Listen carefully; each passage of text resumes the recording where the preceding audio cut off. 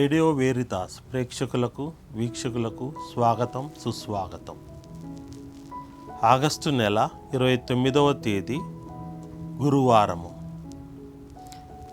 ఈ దినమున మన తల్లి అయిన తిరుసభ పునీత బాప్తిస్మ యోహాను గారి శిరచ్ఛేదన పండుగను కొనియాడుతూ ఉన్నది. పునీత బాప్తిస్మ యోహాను గారి యొక్క శిరచ్ఛేదనము మనకు పాత నిబంధనలోని ఎలీషా ప్రవక్తను యెజబెల్ రాణి చంపించినటువంటి ఉదంతము మనకు ఈ జ్ఞాపకం చేస్తూ ఉంది. రాజుల మొదటి గ్రంథము 19వ అధ్యాయము 2వ వచనంలో యెజబెల్ రాణి ఏ విధంగా అయితే పగబట్టి ఎలీషా ప్రవక్తను చంపించిందో, ఈ దినమున నూతన ఏలియా అయినటువంటి బాప్తిస్మ యోహాన్ని హేరోదియా చంపించింది. హేరోదియా పగబట్టింది. హేరోదియా ఆమె కక్ష తీర్చుకుంది.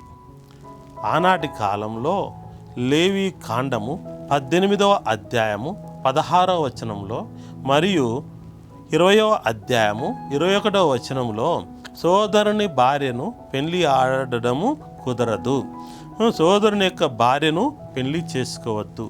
ఇది మోషే ధర్మశాస్త్రంలోని నియమము. ఈ నియమాన్ని బాప్తిస్మ యోహాను హేరోదు రాజుకి చెప్పాడు. ఇదిగో, నీ సోదరుడు అయినటువంటి ఫిలిప్పు భార్యను నీవు అక్రమంగా పెళ్లి చేసుకున్నావు, నీవు అక్రమంగా పెళ్లి చేసుకోవద్దు అని చెప్పేసి బాప్తిస్మ యోహాను గారు చెప్పారు. మోషే ధర్మశాస్త్రం ప్రకారంగా హెచ్చరించారు.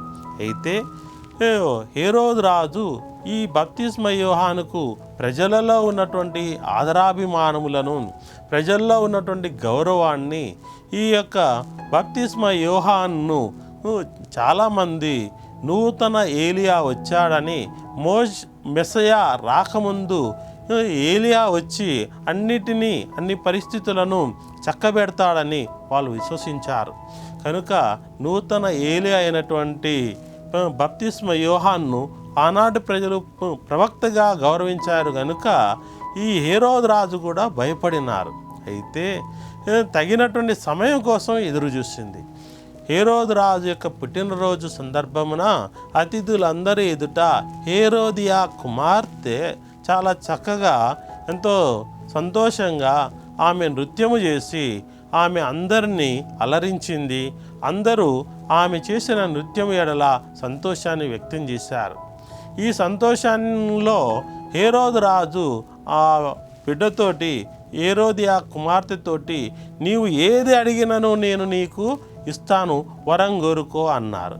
అయితే ఆ సంతోషంలో ఆయన ఏం చెప్తున్నాడో ఆయనకు అర్థం కాలేదు. రాజులు మామూలుగా సంతోషంలో వరాలు కురిపించడం మన అందరికీ తెలుసు. అయితే ఈ చిన్న బిడ్డ గనుక, చిన్న పాప గనుక హేరోదియా కుమార్తె ఆమె వెళ్ళి తల్లిని అడిగింది, నేను ఏమి కోరాలని. అయితే ఆమె హేరోదియా, ఇదిగో బాప్తిస్మ యోహాను తలను కోరు అని అడిగినప్పుడు హేరోదు రాజు వద్దకు పోయి ఆ హేరోదియా కుమార్తె పోయి, నాకు బాప్తిస్మ యోహాను శిరస్సును ఇప్పుడే నాకు తెప్పింపుము అని కోరింది. అప్పుడు హేరోదు రాజు ఎంతో భయపడినాడు. ఆయన ఒక ప్రవక్త, ఆయనను అందరూ ఎంతో గౌరవిస్తున్నారు. అటువంటి దేవుని యొక్క ప్రతినిధిగా వచ్చినటువంటి ఆ ప్రవక్త అయినటువంటి బాప్తిస్మ యోహాను చంపితే ప్రజల నుంచి తిరుగుబాటు వస్తుందేమో, ప్రజలు తిరుగుబాటు చేస్తారేమో, ప్రజల నుండి గొడవలు అవుతాయేమో, ఇంకా సమస్యలు వస్తాయేమోనని భయపడిపోయినాడు. కానీ అతిథులందరి ఎదుట ఆయన ప్రమాణపూర్వకంగా వరాలు గుప్పించాడు కదా, ఏది కావాలన్నా అది అడగన్నాడు కదా. అడిగినటువంటి కోరికను ఇక మన్నించాలవుద్దని భయపడి ఇక చేసేది లేక బాప్తిస్మ యోహాను యొక్క శిరస్సును పల్లెరంలో తీసుకురమ్మని ఆజ్ఞను ఇచ్చారు. అయితే మనము జూయిష్ హిస్టారియన్ అయినటువంటి జోసెఫూస్ యొక్క చరిత్రను మనం తిరగేస్తే, ఈ బాప్తిస్మ యోహాను మృత సముద్ర తీరంలోని మకైరూస్ అనేటటువంటి విడిది భవంతిలో ఈ హేరోదు రాజు బాప్తిస్మ యోహాను చంపించాడని చరిత్రలో తెలుపబడింది. కనుక ప్రియ స్నేహితులారా, బప్తిస్మ యోహాను యొక్క శిరచ్ఛేదనం అనేది బైబిల్లోనే కాకుండా చరిత్రకారులు కూడా తాము రాసినటువంటి చరిత్రలో పొందుపరిచారు. కనుక ప్రియ స్నేహితులారా, ఈ బప్తిస్మ యోహానే ఏలియా మెస్సయా రాకముందు వచ్చి అన్ని చక్కబెడతాడని మలాకి గ్రంథం 3వ అధ్యాయం 1వ వచనములో, మరలా 4వ అధ్యాయం 5 నుండి 6వ వచనంలో తెలుపబడింది.